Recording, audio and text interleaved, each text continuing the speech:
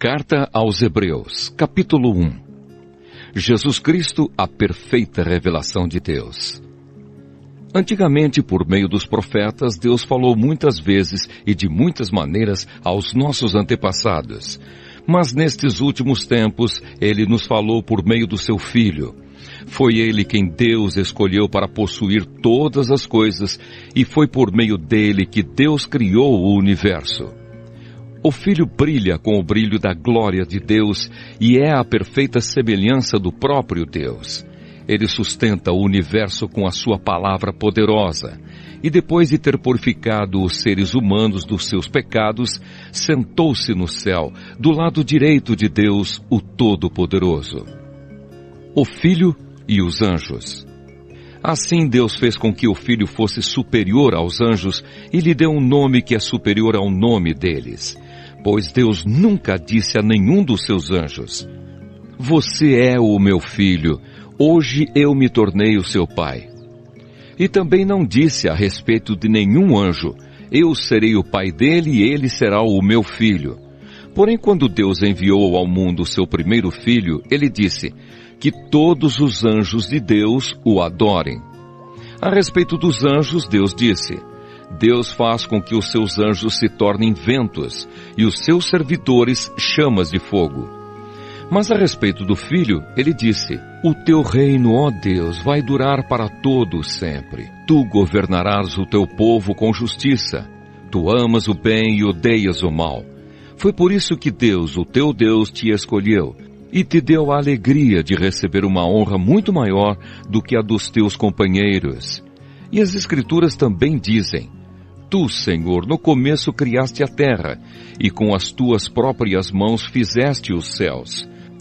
A terra e o céu vão acabar, mas tu viverás para sempre.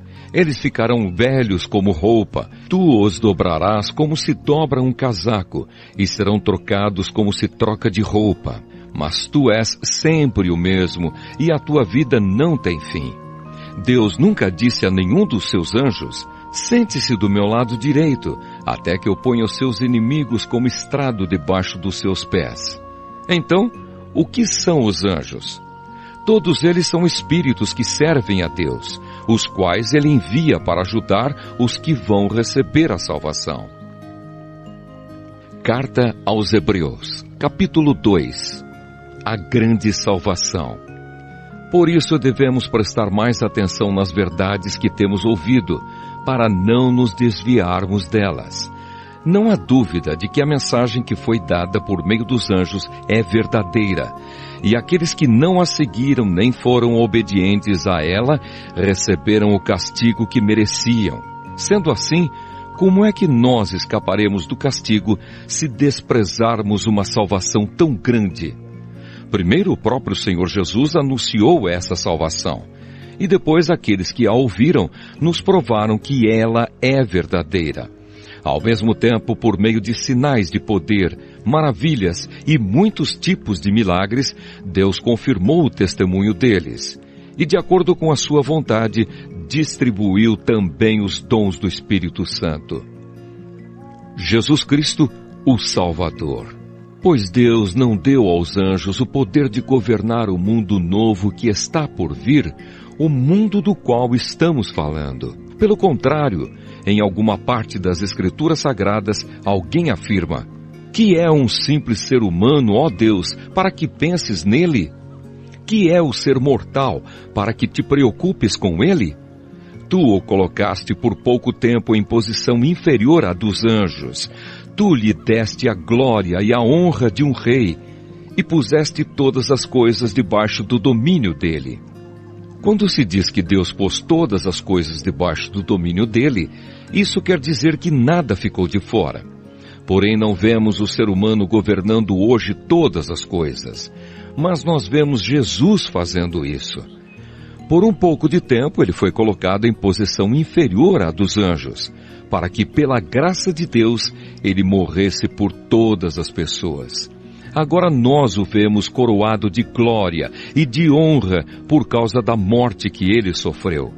Pois Deus, que cria e sustenta todas as coisas, fez o que era apropriado e tornou Jesus perfeito por meio do sofrimento.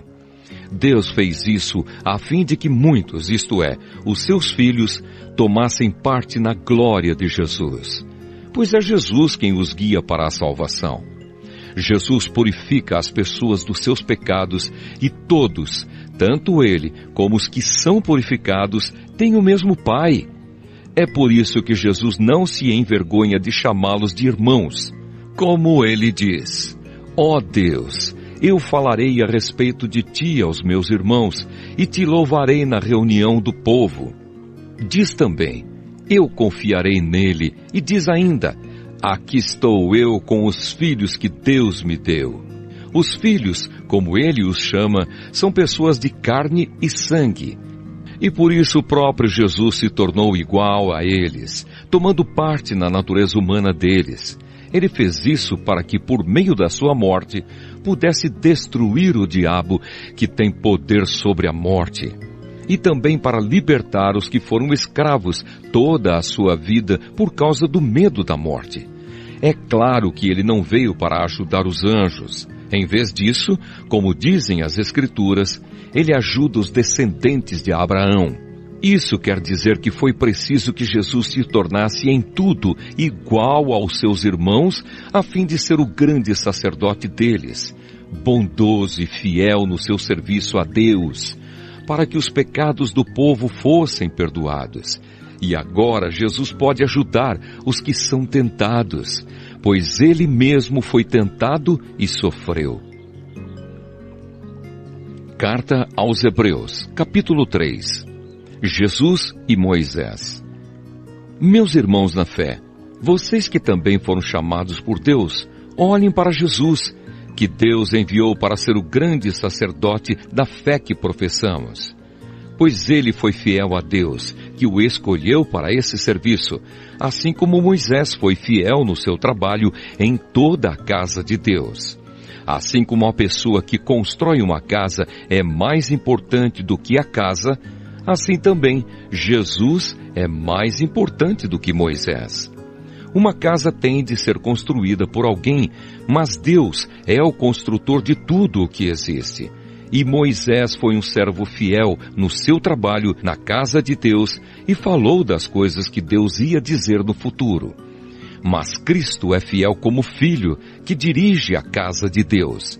E nós seremos a sua casa se conservarmos a nossa coragem e a nossa confiança naquilo que esperamos. O descanso do povo de Deus. Por isso, como diz o Espírito Santo, se hoje vocês ouvirem a voz de Deus, não sejam teimosos como foram os seus antepassados quando se revoltaram contra ele, no dia em que eles o puseram à prova no deserto. Ali os antepassados de vocês me desafiaram e me puseram à prova, embora eles tivessem visto o que eu fiz durante 40 anos. Por isso fiquei irritado com aquela gente e disse: eles são gente de coração perverso e não querem obedecer aos meus mandamentos. Eu fiquei irado e fiz este juramento: eles nunca entrarão na terra prometida, onde eu lhes teria dado descanso. Meus irmãos, cuidado para que nenhum de vocês tenha um coração tão mau e descrente que o leve a se afastar do Deus vivo. Pelo contrário, enquanto esse hoje de que falam as Escrituras Sagradas se aplicar a nós, animem uns aos outros, a fim de que nenhum de vocês se deixe enganar pelo pecado, nem endureça o seu coração. Pois seremos companheiros de Cristo se continuarmos firmes até o fim na confiança que temos tido desde o princípio. É isso o que as Escrituras Sagradas dizem. Se hoje vocês ouvirem a voz de Deus, não sejam teimosos como foram os seus antepassados quando se revoltaram contra ele. Quem foi que ouviu a voz de Deus e se revoltou contra ele? Foram todos os que Moisés tirou do Egito. Com quem foi que Deus se irritou durante 40 anos? Foi com os que pecaram e caíram mortos no deserto. E de quem é que Deus estava falando quando fez este juramento? Eles nunca entrarão na terra prometida, onde eu lhes teria dado descanso. Ele estava falando das pessoas que se revoltaram. Portanto, vemos que elas não puderam entrar na terra prometida porque não tiveram fé. Carta aos Hebreus, capítulo 4. Deus nos deixou a promessa de que podemos receber o descanso de que Ele falou. Portanto, tenhamos muito cuidado para que Deus não julgue que algum de vocês tenha falhado, deixando assim de receber esse descanso. Pois assim como aquelas pessoas ouviram, também nós ouvimos a boa notícia. Elas ouviram a mensagem, porém ela não lhes fez nenhum bem, porque quando a ouviram, não a receberam com fé. Portanto, nós, os que cremos, recebemos o descanso prometido por Deus, como Ele mesmo disse. Eu fiquei irado e fiz este juramento. Eles nunca entrarão na terra prometida, onde eu lhes teria dado descanso. Ele disse isso, embora o seu trabalho já estivesse terminado desde o tempo em que havia criado o mundo. Pois a respeito do sétimo dia, está escrito o seguinte em alguma parte das Escrituras Sagradas. No sétimo dia Deus descansou de todo o trabalho que ele havia feito. E o mesmo assunto é repetido. Eles nunca entrarão na terra prometida, onde eu lhes teria dado descanso. Aqueles que foram os primeiros a ouvir a boa notícia não tiveram fé, e por isso não receberam esse descanso. Portanto, há outros que vão recebê-lo. A prova disso é que Deus marca outro dia chamado hoje. Ele falou disso muitos anos depois, por meio de Davi, no trecho das Escrituras já citado. Se hoje vocês ouvirem a voz de Deus, não sejam teimosos. Se Josué tivesse dado ao povo esse descanso, Deus não teria falado mais tarde a respeito de outro dia. Assim ainda fica para o povo de Deus um descanso, como o descanso de Deus no sétimo dia. Porque quem receber o descanso que Deus prometeu, vai descansar de todos os seus trabalhos, assim como Deus descansou dos trabalhos dele. Portanto, façamos tudo para receber esse descanso, e assim nenhum de nós deixará de recebê-lo, como aconteceu com aquelas pessoas, por terem se revoltado. Pois a palavra de Deus é viva e poderosa e corta mais do que qualquer espada afiada dos dois lados. Ela vai até o lugar mais fundo da alma e do espírito, vai até o íntimo das pessoas e julga os desejos e pensamentos do coração delas. Não há nada que se possa esconder de Deus. Em toda a criação, tudo está descoberto e aberto diante dos seus olhos, e é a Ele que todos nós teremos de prestar contas. Cristo, o grande sacerdote eterno. Portanto, fiquemos firmes na fé que anunciamos, pois temos um grande sacerdote poderoso, Jesus, o Filho de Deus, o qual entrou na própria presença de Deus. O nosso grande sacerdote não é como aqueles que não são capazes de compreender as nossas fraquezas. Pelo contrário, temos um grande sacerdote que foi tentado do mesmo modo que nós, mas não pecou. Por isso tenhamos confiança e cheguemos perto do trono divino, onde está a graça de Deus. Ali receberemos misericórdia e encontraremos graça sempre que precisarmos de ajuda. Carta aos Hebreus, capítulo 5. Cada grande sacerdote é escolhido entre os homens e nomeado para servir a Deus em favor do povo, apresentando a Deus ofertas e sacrifícios pelos pecados. Como ele próprio tem as suas fraquezas, pode ter paciência com os ignorantes e com os que cometem erros. E porque ele mesmo é fraco, precisa oferecer sacrifícios não somente pelos pecados do povo, mas também pelos seus próprios pecados. Ninguém escolhe para si mesmo a honra de ser grande sacerdote. É somente pela vontade de Deus que um homem é chamado para ser grande sacerdote, como aconteceu com Arão. Assim também Cristo não tomou para si mesmo a honra de ser grande sacerdote. Foi Deus quem lhe deu essa honra, pois lhe disse: você é o meu filho, hoje eu me tornei o seu pai. Em outro lugar das Escrituras Sagradas, ele também disse: você será sacerdote para sempre, na ordem do sacerdócio de Melquisedeque. Durante a sua vida aqui na terra, Cristo em voz alta e com lágrimas, fez orações e súplicas a Deus que o podia salvar da morte. E as suas orações foram atendidas porque ele era dedicado a Deus. Embora fosse o Filho de Deus, ele aprendeu, por meio dos seus sofrimentos, a ser obediente. E depois de ser aperfeiçoado, ele se tornou a fonte da salvação eterna para todos os que lhe obedecem. E Deus o nomeou grande sacerdote na ordem do sacerdócio de Melquisedeque. O perigo de abandonar a fé. Temos muito que dizer a respeito desse assunto. Mas porque vocês custam a entender as coisas, é difícil explicá-las. Depois de tanto tempo, vocês já deviam ser mestres, mas ainda precisam de alguém que lhes ensine as primeiras lições dos ensinamentos de Deus. Em vez de alimento sólido, vocês ainda precisam de leite. E quem precisa de leite ainda é criança e não tem nenhuma experiência para saber o que está certo ou errado.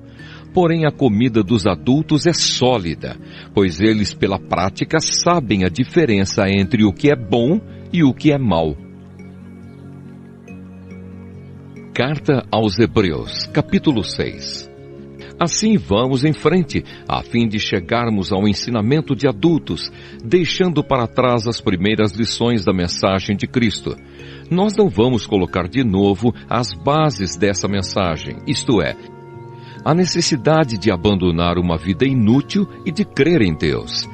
O ensinamento a respeito dos batismos e da cerimônia de pôr as mãos sobre os cristãos e a ressurreição dos mortos e o julgamento eterno. Vamos em frente. E se Deus quiser, é isso o que faremos. Como é que as pessoas que abandonaram a fé podem se arrepender de novo? Elas já estavam na luz de Deus.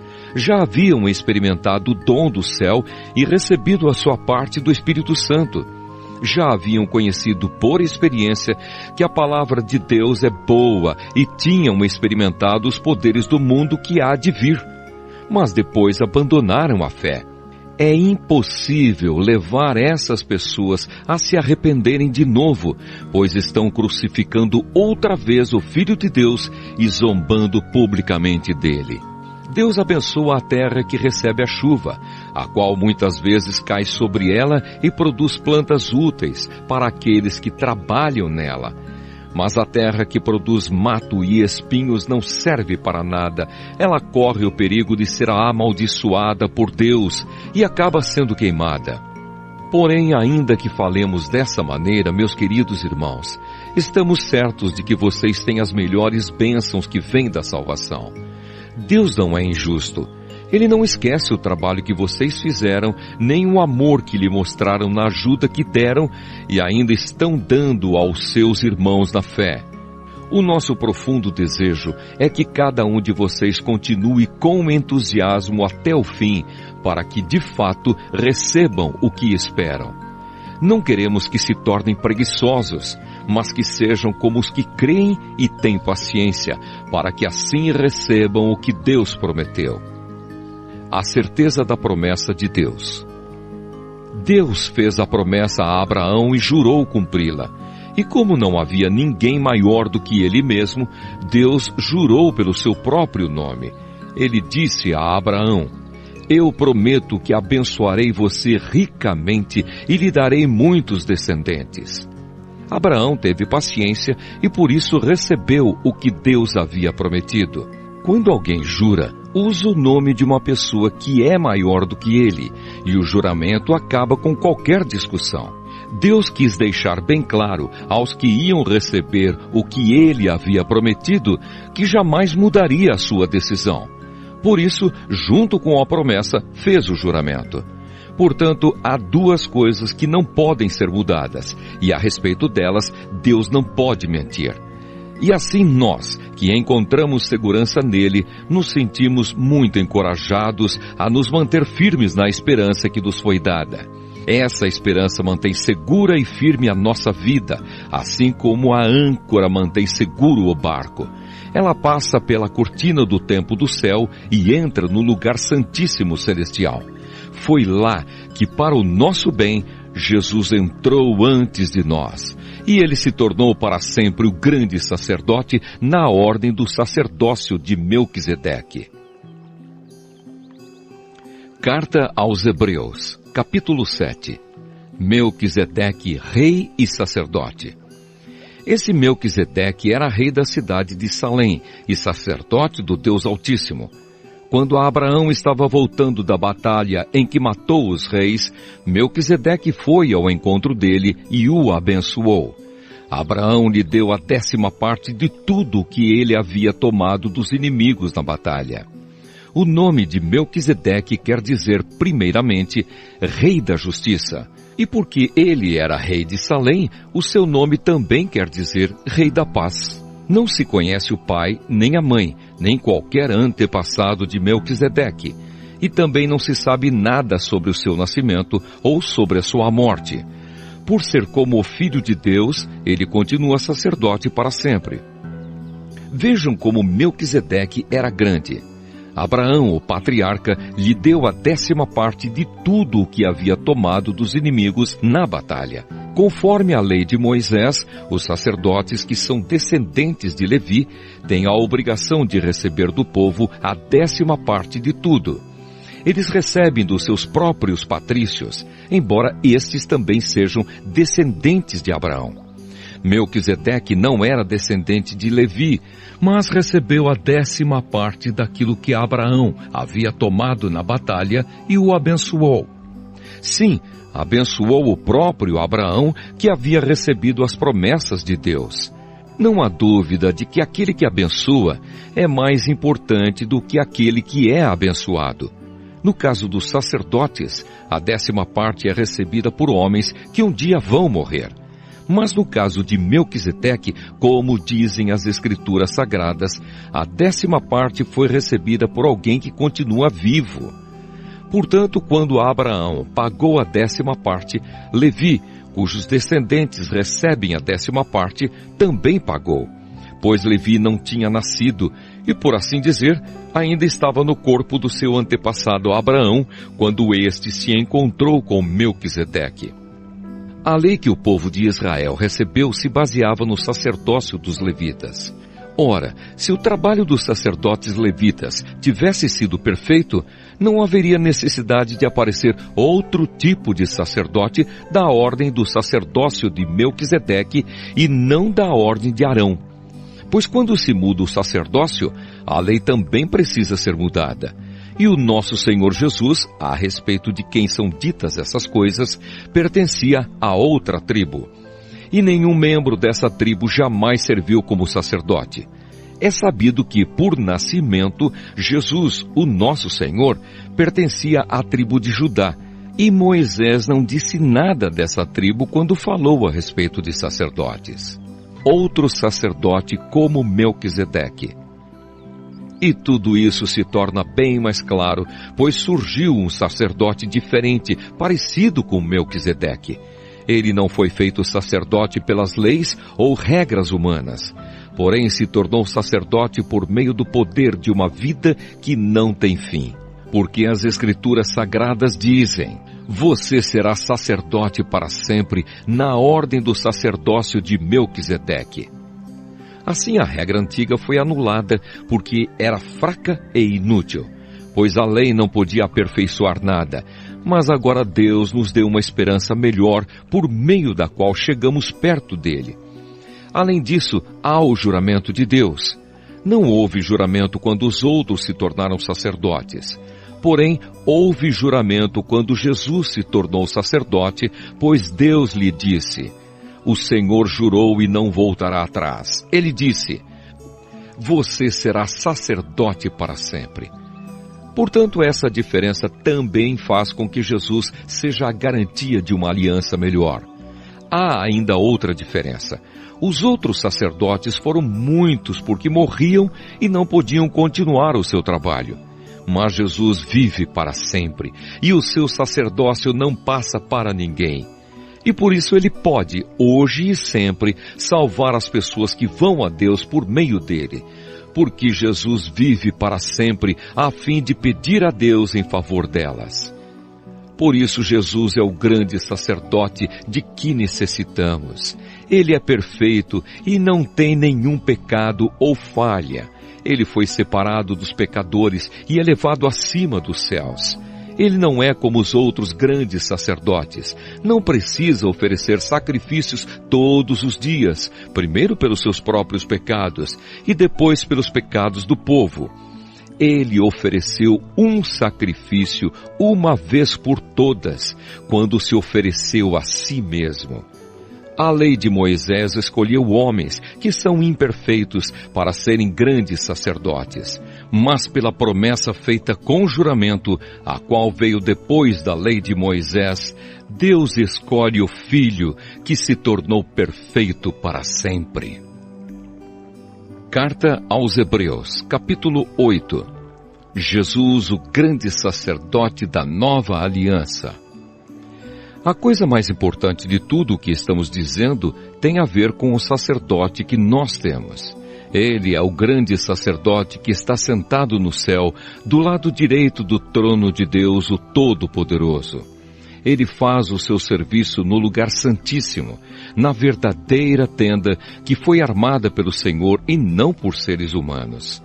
Todo grande sacerdote é escolhido para apresentar a Deus as ofertas e os sacrifícios de animais. E por isso é necessário que o nosso grande sacerdote tenha também alguma coisa para oferecer. Se ele estivesse na terra, não seria sacerdote, pois existem sacerdotes que apresentam as ofertas de acordo com a lei de Moisés.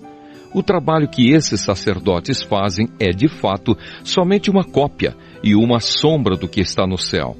Foi isso que aconteceu quando Deus falou com Moisés. Quando Moisés estava para construir a tenda, Deus disse: "Tenha cuidado para fazer tudo de acordo com o modelo que eu lhe mostrei no monte." Mas, de fato, Jesus foi encarregado de um serviço sacerdotal que é superior ao dos sacerdotes, pois a aliança que ele conseguiu é melhor porque ela se baseia em promessas de coisas melhores. Pois se a primeira aliança tivesse sido perfeita, não seria necessária uma nova aliança. Mas Deus vê que o seu povo é culpado e diz: "Está chegando o tempo, diz o Senhor, em que farei uma nova aliança com o povo de Israel e com o povo de Judá. Essa aliança não será como aquela que eu fiz com os antepassados deles, no dia em que os peguei pela mão e os tirei da terra do Egito. Não foram fiéis à aliança que fiz com eles, e por isso diz o Senhor, eu os desprezei. Quando esse tempo chegar, diz o Senhor, farei com o povo de Israel esta aliança. Eu porei as minhas leis na mente deles e no coração deles as escreverei. Eu serei o Deus deles e eles serão o meu povo. Ninguém vai precisar ensinar o seu patrício nem o seu parente, dizendo: procure conhecer o Senhor, porque todos me conhecerão, tanto as pessoas mais humildes como as mais importantes, pois eu perdoarei os seus pecados e nunca mais lembrarei das suas maldades." E quando Deus fala da nova aliança, é porque ele já tornou velha a primeira, e o que está ficando velho e gasto vai desaparecer logo. Carta aos Hebreus, capítulo 9. O novo santuário. A primeira aliança tinha leis sobre a adoração e tinha também um santuário construído por seres humanos onde se adorava a Deus. Foi armada uma tenda dividida em duas partes. Na parte da frente, chamado Lugar Santo, ficavam o candelabro e a mesa com os pães oferecidos a Deus. Atrás da segunda cortina ficava a parte que era chamada de Lugar Santíssimo. Ali estava colocado o altar de ouro, onde era queimado o incenso, e também estava colocada a Arca da Aliança, toda coberta de ouro. Dentro da arca estava uma vasilha de ouro com o maná, o bastão de Arão, do qual tinham saído brotos, e as 2 placas de prata com os mandamentos escritos nelas. Em cima da arca, representando a presença divina, estavam os querubins, com as suas asas abertas sobre o lugar onde os pecados eram perdoados. Mas agora não é o momento de explicar os detalhes dessas coisas. Depois de tudo isso ter sido preparado, os sacerdotes entram todos os dias na parte da frente da tenda, que é o lugar santo, para cumprir os seus deveres religiosos. Mas somente o grande sacerdote entra na parte de trás, que é o lugar santíssimo, e isso apenas uma vez por ano. Ele oferece a Deus o sangue de animais em favor de si mesmo e também pelos pecados que o povo cometeu sem saber que estava pecando. Por meio disso tudo, o Espírito Santo nos ensina de modo bem claro que a entrada para o lugar santíssimo ainda não foi aberta enquanto a parte da frente, que é o lugar santo, continuar sendo usada. Isso é um símbolo para hoje. Quer dizer que as ofertas e os sacrifícios de animais oferecidos a Deus não tornam perfeito o coração das pessoas que o adoram. Essas ofertas e sacrifícios têm a ver somente com comida, com bebida e com várias cerimônias de purificação. São regras externas que têm valor somente até que Deus renove todas as coisas. Mas Cristo veio como grande sacerdote das coisas boas que já estão aqui. A tenda em que ele serve é melhor e mais perfeita, e não foi construída por seres humanos, isto é, não é deste mundo. Quando Cristo veio e entrou uma vez por todas no lugar santíssimo, ele não levou consigo sangue de bodes ou de bezerros para oferecer como sacrifício. Pelo contrário, ele ofereceu o seu próprio sangue e conseguiu para nós a salvação eterna. O sangue de bodes e de touros e as cinzas da bezerra queimada são espalhados sobre as pessoas impuras, e elas ficam purificadas por fora. Se isso é assim, imaginem então quanto maior ainda é o poder do sangue de Cristo. Por meio do Espírito Eterno, ele se ofereceu a si mesmo a Deus como sacrifício sem defeito. E o seu sangue nos purifica por dentro, tirando as nossas culpas. Assim podemos servir ao Deus vivo, pois já não praticamos cerimônias que não valem nada. A morte de Cristo e a nova aliança. Portanto, é Cristo quem consegue fazer uma nova aliança, para que os que foram chamados por Deus possam receber as bênçãos eternas que o próprio Deus prometeu. Isso pode ser feito porque houve uma morte que livrou as pessoas dos pecados que praticaram enquanto a primeira aliança estava em vigor. Onde há um testamento, é necessário provar que a pessoa que o fez já morreu, pois o testamento não vale nada enquanto estiver vivo quem o fez. Só depois da morte dessa pessoa é que o testamento tem valor. É por isso que a primeira aliança entrou em vigor somente com o uso do sangue de animais. Em primeiro lugar, Moisés anunciou ao povo todos os mandamentos conforme estavam na lei. Depois pegou o sangue dos bezerros e dos bodes, misturou com água e borrifou o livro da lei e todo o povo usando lã tingida de vermelho e hisopo. Então disse: este é o sangue que sela a aliança que Deus mandou vocês obedecerem. Da mesma forma, Moisés também borrifou sangue sobre a tenda e sobre todos os objetos usados na adoração. De fato, de acordo com a lei, quase tudo é purificado com sangue, e não havendo derramamento de sangue, não há perdão de pecados. O sacrifício de Cristo tira os pecados.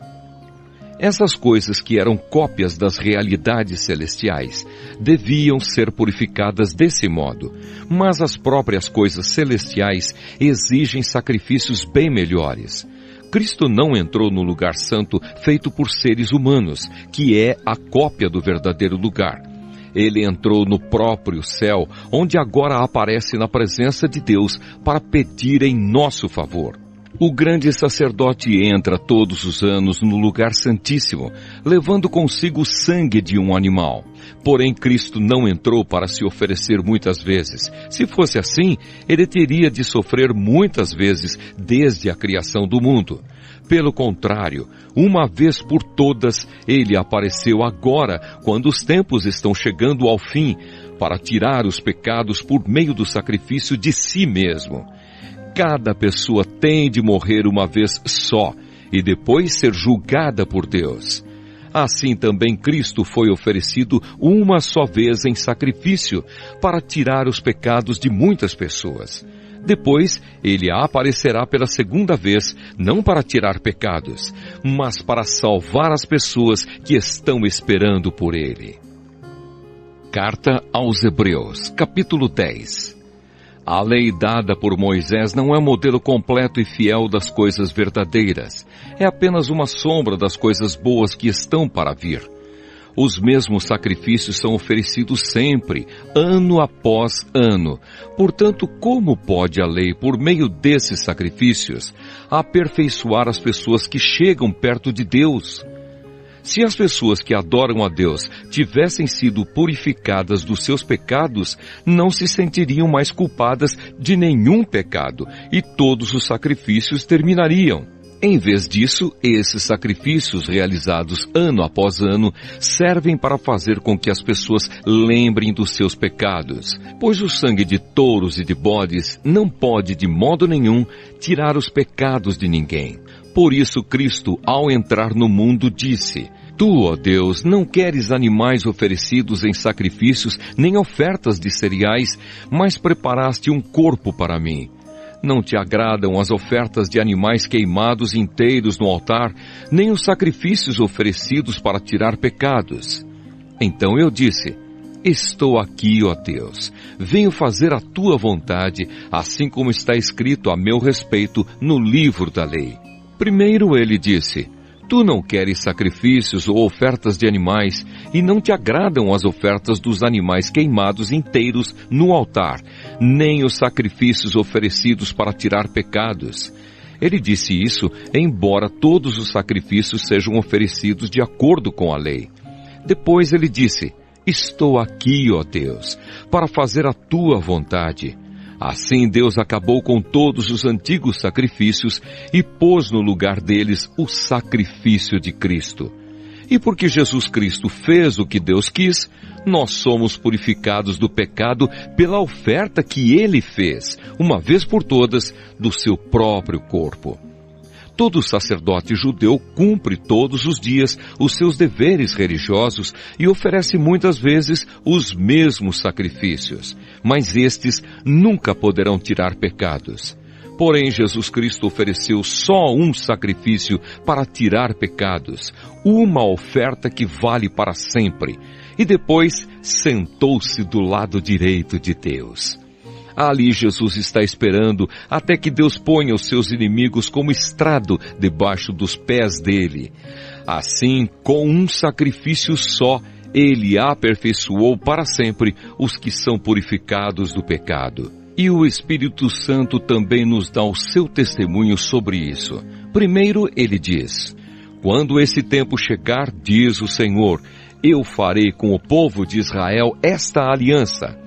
Porei as minhas leis no coração deles e na mente deles as escreverei. Depois ele diz: Não lembrarei mais dos seus pecados, nem das suas maldades. Assim, quando os pecados são perdoados, já não há mais necessidade de oferta para tirá-los.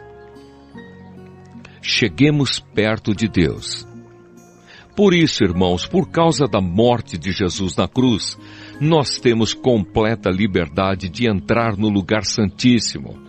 Por meio da cortina, isto é, por meio do seu próprio corpo, ele nos abriu um caminho novo e vivo. Nós temos um grande sacerdote para dirigir a casa de Deus. Portanto, cheguemos perto de Deus com um coração sincero e uma fé firme, com a consciência limpa das nossas culpas e com o corpo lavado com água pura. Guardemos firmemente a esperança da fé que professamos, pois podemos confiar que Deus cumprirá as suas promessas. Pensemos uns nos outros a fim de ajudarmos todos a terem mais amor e a fazerem o bem. Não abandonemos, como alguns estão fazendo, o costume de assistir às nossas reuniões.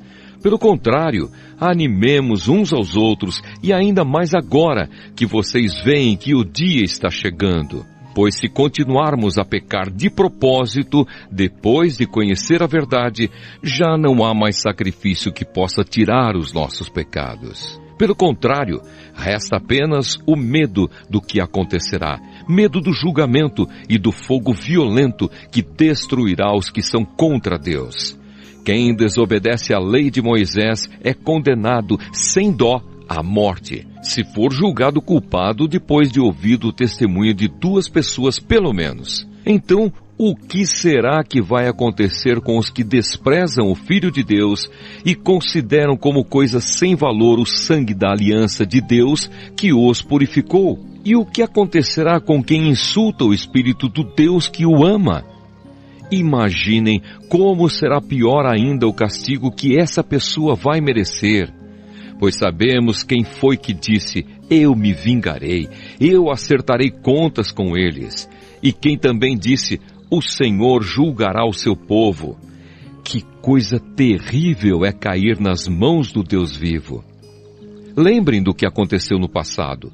Naqueles dias, depois que a luz de Deus os iluminou, vocês sofreram muitas coisas, mas não foram vencidos na luta. Alguns foram insultados e maltratados publicamente, e em outras ocasiões vocês estavam prontos para tomar parte no sofrimento dos que foram tratados assim. Vocês participaram do sofrimento dos prisioneiros, e quando tudo o que vocês tinham foi tirado, vocês suportaram isso com alegria, porque sabiam que possuíam uma coisa muito melhor, que dura para sempre. Portanto, não percam a coragem, pois ela traz uma grande recompensa.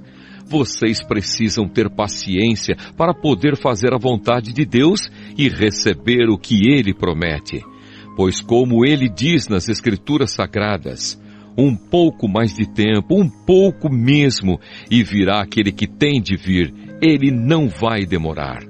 E todos aqueles que eu aceito terão fé em mim e viverão. Mas se uma pessoa voltar atrás, eu não ficarei contente com ela. Nós não somos gente que volta atrás e se perde. Pelo contrário, temos fé e somos salvos. Carta aos Hebreus, capítulo 11. Heróis da fé. A fé é a certeza de que vamos receber as coisas que esperamos e a prova de que existem coisas que não podemos ver. Foi pela fé que as pessoas do passado conseguiram a aprovação de Deus. E pela fé que entendemos que o universo foi criado pela palavra de Deus e que aquilo que pode ser visto foi feito daquilo que não se vê. Foi pela fé que Abel ofereceu a Deus um sacrifício melhor do que o do Caim. Pela fé ele conseguiu a aprovação de Deus como homem correto, tendo o próprio Deus aprovado as suas ofertas. Por meio da sua fé, Abel mesmo depois de morto ainda fala. Foi pela fé que Enoque escapou da morte. Ele foi levado para Deus e ninguém o encontrou, porque Deus mesmo o havia levado. As Escrituras Sagradas dizem que antes disso, ele já havia agradado a Deus. Sem fé ninguém pode agradar a Deus, porque quem vai a Ele precisa crer que Ele existe e que recompensa os que procuram conhecê-lo melhor. Foi pela fé que Noé ouviu os avisos de Deus sobre as coisas que iam acontecer e que não podiam ser vistas. Noé obedeceu a Deus e construiu uma barca em que ele e a sua família foram salvos. Assim Noé condenou o mundo e recebeu de Deus a aprovação que vem por meio da fé. Foi pela fé que Abraão, ao ser chamado por Deus, obedeceu e saiu para uma terra que Deus lhe prometeu dar. Ele deixou o seu próprio país sem saber para onde ia. Pela fé ele morou como estrangeiro na terra que Deus lhe havia prometido. Viveu em barracas com Isaque e Jacó, que também receberam a mesma promessa de Deus. porque Abraão esperava a cidade que Deus planejou e construiu, a cidade que tem alicerces que não podem ser destruídos. Foi pela fé que Abraão se tornou pai, embora fosse velho demais e a própria Sara não pudesse ter filhos. Ele creu que Deus ia cumprir a sua promessa. Assim, de um só homem, que estava praticamente morto, nasceram tantos descendentes como as estrelas do céu, tão numerosos como os grãos de areia da praia do mar. Todos esses morreram cheios de fé. Não receberam as coisas que Deus tinha prometido, mas as viram de longe e ficaram contentes por causa delas. E declararam que eram estrangeiros e refugiados, de passagem por este mundo. E aqueles que dizem isso mostram bem claro que estão procurando uma pátria para si mesmos. Não ficaram pensando em voltar para a terra de onde tinham saído. Se quisessem, teriam a oportunidade de voltar. Mas pelo contrário, estavam procurando uma pátria melhor, a pátria celestial. E Deus não se envergonha de ser chamado de o Deus deles, porque Ele mesmo preparou uma cidade para eles. Foi pela fé que Abraão, quando Deus o quis pôr à prova, ofereceu o seu filho Isaque em sacrifício. Deus tinha prometido muitos descendentes a Abraão, mas mesmo assim ele estava pronto para oferecer o seu único filho em sacrifício. Deus lhe tinha dito, por meio de Isaque é que você terá descendentes. Abraão reconhecia que Deus era capaz de ressuscitar Isaque, e por assim dizer, Abraão tornou a receber da morte o seu filho Isaque. Foi pela fé que Isaque prometeu bênçãos para o futuro a Jacó e a Esaú.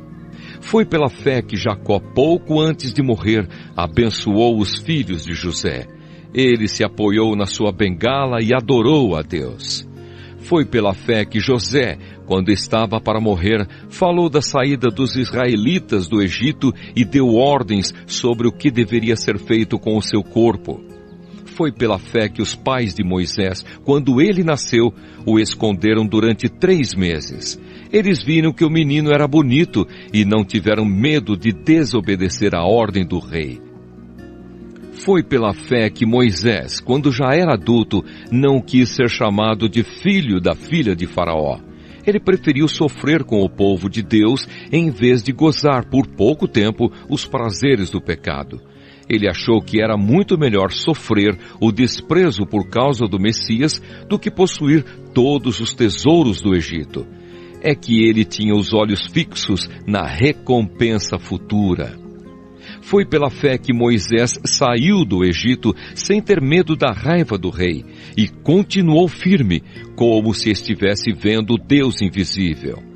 Pela fé, Moisés começou o costume de celebrar a Páscoa e mandou marcar com sangue as portas das casas dos israelitas, para que o anjo da morte não matasse os filhos mais velhos deles. Foi pela fé que os israelitas atravessaram o Mar Vermelho como se fosse terra seca, e quando os egípcios tentaram atravessar, o mar os engoliu. Foi pela fé que caíram as muralhas de Jericó, depois que os israelitas marcharam em volta delas durante 7 dias. Foi pela fé que Raabe, a prostituta, não morreu com os que tinham desobedecido a Deus, pois ela havia recebido bem os espiões israelitas. O que mais posso dizer? O tempo é pouco para falar de Gideão, de Baraque, de Sansão, de Jefté, de Davi, de Samuel e dos profetas. Pela fé, eles lutaram contra nações inteiras e venceram. Fizeram o que era correto e receberam o que Deus lhes havia prometido. Fecharam a boca de leões, apagaram incêndios terríveis e escaparam de serem mortos à espada. Eram fracos, mas se tornaram fortes. Foram poderosos na guerra e venceram exércitos estrangeiros. Pela fé, mulheres receberam de volta os seus mortos que ressuscitaram. Outros foram torturados até a morte. Eles recusaram ser postos em liberdade a fim de ressuscitar para uma vida melhor. Alguns foram insultados e surrados, e outros acorrentados e jogados na cadeia. Outros foram mortos a pedradas, outros cerrados pelo meio, e outros mortos à espada. Andaram de um lado para outro vestidos de peles de ovelhas e de cabras. Eram pobres, perseguidos e maltratados. Andaram como refugiados pelos desertos e montes, vivendo em cavernas e em buracos na terra. O mundo não era digno deles. Porque creram, todas essas pessoas foram aprovadas por Deus, mas não receberam o que Ele havia prometido. Pois Deus tinha preparado um plano ainda melhor para nós, a fim de que, somente conosco, elas fossem aperfeiçoadas. Carta aos Hebreus, capítulo 12. Deus, o nosso Pai. Assim nós temos essa grande multidão de testemunhas ao nosso redor. Portanto, deixemos de lado tudo o que nos atrapalha e o pecado que se agarra firmemente em nós e continuemos a correr, sem desanimar, a corrida marcada para nós. Conservemos os nossos olhos fixos em Jesus, pois é por meio dele que a nossa fé começa e é ele quem a aperfeiçoa. Ele não deixou que a cruz fizesse com que ele desistisse. Pelo contrário, por causa da alegria que lhe foi prometida, ele não se importou com a humilhação de morrer na cruz e agora está sentado do lado direito do trono de Deus. Pense no sofrimento dele e como suportou com paciência o ódio dos pecadores. Assim vocês não desanimem, nem desistam, porque na luta contra o pecado, vocês ainda não tiveram de combater até a morte. Será que vocês já esqueceram as palavras de encorajamento que Deus lhes disse, como se vocês fossem filhos dele? Pois ele disse: preste atenção, meu filho, quando o Senhor o castiga, e não se desanime quando ele o repreende, pois o Senhor corrige quem ele ama e castiga quem ele aceita como filho. Suportem o sofrimento com paciência, como se fosse um castigo dado por um pai, pois o sofrimento de vocês mostra que Deus os está tratando como seus filhos. Será que existe algum filho que nunca foi corrigido pelo pai? Se vocês não são corrigidos como acontece com todos os filhos de Deus, então não são filhos de verdade, mas filhos ilegítimos. No caso dos nossos pais humanos, eles nos corrigiam e nós os respeitávamos. Então devemos obedecer muito mais ainda ao nosso Pai Celestial e assim viveremos. Os nossos pais humanos nos corrigiam durante pouco tempo, pois achavam que isso era certo. Mas Deus nos corrige para o nosso próprio bem, para que participemos da sua santidade. Quando somos corrigidos, isso no momento nos parece motivo de tristeza e não de alegria. Porém, mais tarde, os que foram corrigidos recebem como recompensa uma vida correta e de paz. Conselhos e avisos. Portanto, levantem as suas mãos cansadas e fortaleçam os seus joelhos enfraquecidos. Andem por caminhos aplanados para que o pé aleijado não manque, mas seja curado. Procurem ter paz com todos e se esforcem para viver uma vida completamente dedicada ao Senhor, pois sem isso ninguém o verá. Tomem cuidado para que ninguém abandone a graça de Deus.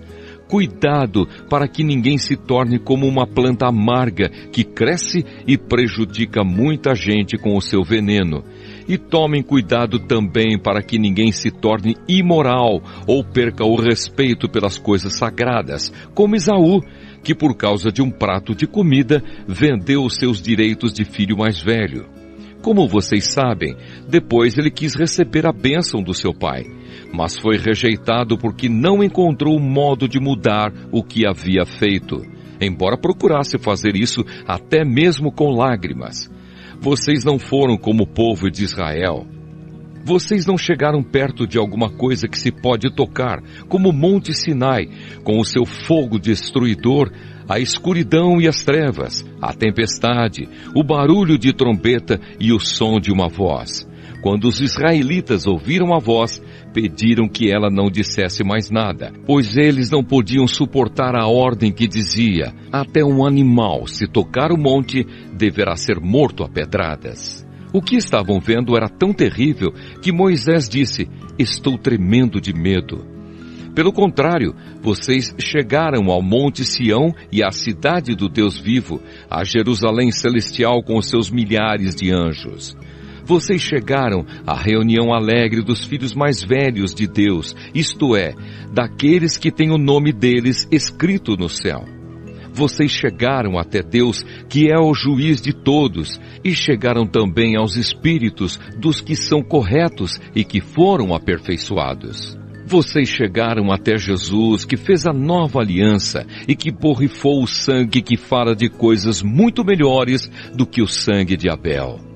Portanto, tenham cuidado e não recusem ouvir aquele que fala. Aqueles que recusaram ouvir a pessoa que entregou a mensagem divina na terra não puderam escapar. Por isso, muito menos escaparemos nós, se rejeitarmos aquele que lá do céu nos fala. Naquele tempo, a voz de Deus fez com que a terra estremecesse, mas agora ele prometeu isto: mais uma vez farei com que trema não somente a terra, mas também o céu. As palavras mais uma vez mostram bem que as coisas criadas serão abaladas e mudadas, para que as que não podem ser abaladas continuem como estão. Por isso sejamos agradecidos, pois já recebemos um reino que não pode ser abalado. Sejamos agradecidos e adoremos a Deus de um modo que o agrade, com respeito e temor, porque na verdade o nosso Deus é um fogo destruidor. Carta aos Hebreus, capítulo 13. Como agradar a Deus. Continuem a amar uns aos outros como irmãos em Cristo. Não deixem de receber bem aqueles que vêm à casa de vocês, pois alguns que foram hospitaleiros receberam anjos sem saber. Lembrem dos presos, como se vocês estivessem na cadeia com eles. Lembrem dos que sofrem, como se vocês estivessem sofrendo com eles. Que o casamento seja respeitado por todos e que os maridos e as esposas sejam fiéis um ao outro. Deus julgará os imorais e os que cometem adultério. Não se deixem dominar pelo amor ao dinheiro e fiquem satisfeitos com o que vocês têm. Pois Deus disse: eu nunca os deixarei e jamais os abandonarei. Portanto, sejamos corajosos e afirmemos: o Senhor é quem me ajuda e eu não tenho medo. Que mal pode alguém me fazer? Lembrem dos seus primeiros líderes espirituais que anunciaram a mensagem de Deus a vocês. Pensem como eles viveram e morreram e imitem a fé que eles tinham. Jesus Cristo é o mesmo, ontem, hoje e sempre. Não se deixem levar por ensinamentos diferentes e estranhos que tiram vocês do caminho certo. É bom sermos espiritualmente fortes por meio da graça de Deus e não por meio da obediência a regras sobre alimentos, pois os que obedecem a essas regras não têm sido ajudados por elas. Os sacerdotes que servem no templo não têm o direito de comer do sacrifício que é oferecido sobre o nosso altar. O grande sacerdote leva o sangue de animais para dentro do lugar santíssimo, a fim de oferecê-lo como sacrifício pelos pecados. Mas os corpos dos animais são queimados fora do acampamento. Por isso Jesus também morreu fora da cidade de Jerusalém, para com o seu próprio sangue purificar o povo dos seus pecados. Portanto, vamos para perto de Jesus, fora do acampamento, e soframos a mesma desonra que ele sofreu, porque neste mundo não temos nenhuma cidade que dure para sempre. Pelo contrário, procuramos a cidade que virá depois.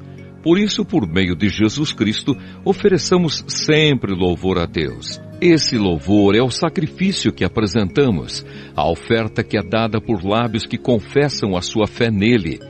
Não deixem de fazer o bem e de ajudar uns aos outros, pois são esses os sacrifícios que agradam a Deus. obedeçam aos seus líderes e sigam as suas ordens, pois eles cuidam sempre das necessidades espirituais de vocês, porque sabem que vão prestar contas disso a Deus. Se vocês obedecerem, eles farão o trabalho com alegria, mas se vocês não obedecerem, eles trabalharão com tristeza, e isso não ajudará vocês em nada.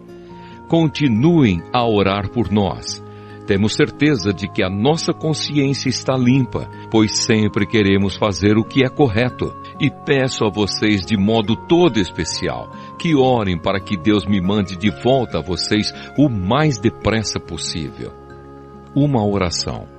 Deus ressuscitou o nosso Senhor Jesus, que por causa da sua morte na cruz é o grande pastor do rebanho, e é por meio do sangue de Jesus que a aliança eterna é selada.